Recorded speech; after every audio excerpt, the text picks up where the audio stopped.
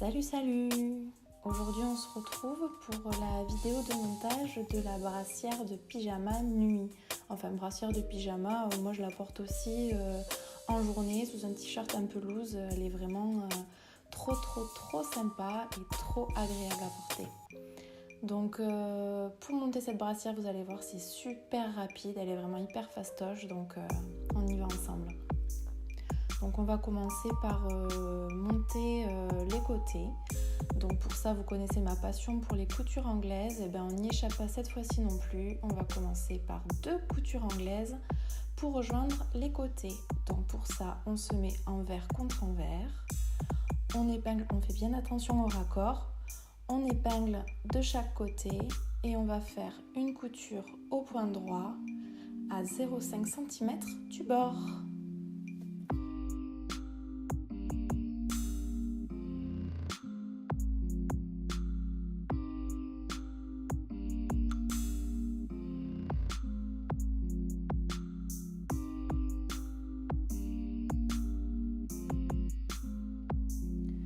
Une fois que vous avez fait votre couture au point droit à 0,5 cm du bord, vous allez venir retailler le plus proche possible de votre couture pour éviter qu'il y ait des marges de couture qui soient trop grosses et qui puissent ensuite gêner ou dépasser.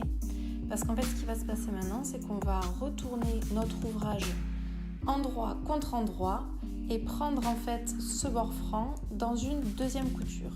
Donc on commence par vraiment, pas sur la couture évidemment, mais par retailler le plus possible les petites marges qui pourraient dépasser.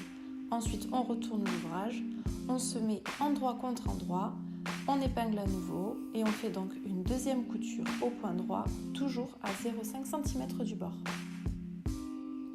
Donc une fois que c'est fait, vous voyez la brassière est montée. Il nous reste 2 petits boudins en fait sur les côtés, donc nos 2 coutures anglaises, qu'il va falloir rabattre. Moi j'ai l'habitude de le faire vers l'arrière, mais après vous faites à votre convenance, pour venir vraiment maintenir ces 2 petits boudins de tissu pour pas que ça gratte et pour que ça fasse les finitions les plus jolies possibles. Donc on les rabat vers le dos et on va venir faire une piqûre nervure le plus proche possible du bord pour faire vraiment une finition au top quoi. Donc vous voyez, ça y est, la brassière est montée, hyper fastoche. On va passer maintenant à la seule étape un petit peu compliquée, l'élasticage du tour de poitrine. Donc on se met sur l'endroit du tissu, on prend son élastique avec le côté pelucheux face à soi et le feston vers l'intérieur. On se met sur un point zigzag qui va être de la largeur de l'élastique et on va venir faire poser son élastique en fait sur tout le tour de poitrine en tirant très légèrement sur l'élastique pour mettre en fait l'élastique en tension sans jamais tirer sur le tissu. Le tissu, il faut vraiment le laisser filer sous la machine. Donc entraînez-vous si vous ne l'avez jamais fait peut-être sur une toile, mais vous allez voir, c'est vraiment pas sorcier. On fait comme ça sur tout le tour de poitrine. Une fois que vous avez fait ça, vous faites votre point d'arrêt. Vous allez venir rabattre l'élastique sur l'envers du tissu. Donc vous voyez, le côté pelucheux va se retrouver sur l'envers, donc ça sera contre votre peau, que ça sera tout doux. Et le feston est maintenant sur l'extérieur, ce qui permet d'avoir une finition super jolie. Donc vous allez repasser en fait une deuxième couture au zigzag par-dessus l'élastique. Donc mettez-vous plutôt sur l'endroit du tissu parce que la couture du dessus est toujours plus jolie que la couture du dessous.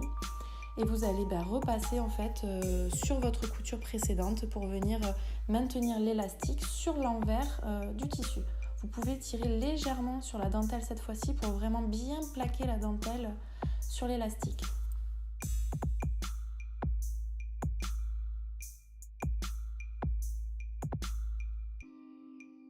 Bon, pour la suite, ça va être le moment de monter les bretelles. Je vous avoue que j'ai déjà fait plusieurs articles concernant le montage des bretelles. Donc sur cette vidéo-là, les bretelles, je les ai déjà montées.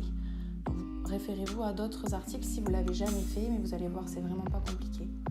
Donc pour savoir où placer les bretelles, c'est simple, vous pliez votre brassière en 2 et la partie qui est la plus en hauteur, on va dire, là où ça fait une bosse, c'est vraiment votre repère pour monter les élastiques. Donc vous mettez une petite épingle de façon symétrique de chaque côté et c'est votre repère pour monter vos bretelles devant. Alors pour le montage des bretelles, moi j'ai l'habitude de faire une petite finition, c'est-à-dire de replier la bretelle sur 0,5 cm vers l'intérieur, comme ça c'est joli. Donc vous venez replier cette partie de bretelle sur 0,5 cm et vous venez l'épingler sur vos repères que vous avez vus précédemment. Donc évidemment à épingler c'est un peu la galère parce que c'est quand même assez épais, mais vous inquiétez pas, ça passe très très bien à la machine. Allez, on force Clémentine, on force, on va y arriver. Une fois que vous avez épinglé vos bretelles, c'est le moment de faire une couture sécurisée, donc une couture en carré par exemple, pour venir fixer votre bretelle donc au point droit sur la brassière.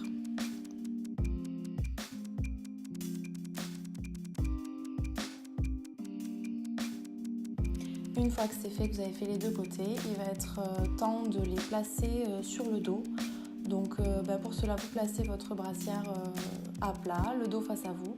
Et c'est très très simple en fait, pour que la bretelle soit bien placée, il faut simplement qu'elle soit à l'aplomb de votre première couture de devant.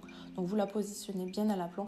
Si vous avez une poitrine un peu lourde, vous pouvez resserrer vos bretelles vers le milieu dos, ça apportera un petit peu plus de maintien.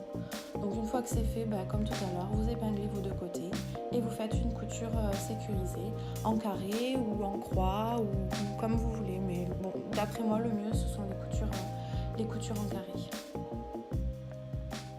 Dis donc, ça y est, vous avez fini de monter votre brassière. C'est le moment de rajouter le petit nœud si vous le désirez ou pas, si vous n'en avez pas envie. Ou alors autre chose, des perles, faites-vous plaisir, c'est le moment. Voilà, vous avez réussi votre brassière. J'espère que vous avez passé un bon moment. Moi, je suis trop fière de vous et puis j'espère que vous partagerez vos réalisations parce que ça me fait toujours trop plaisir de les voir sur les réseaux sociaux. Donc félicitations et à bientôt!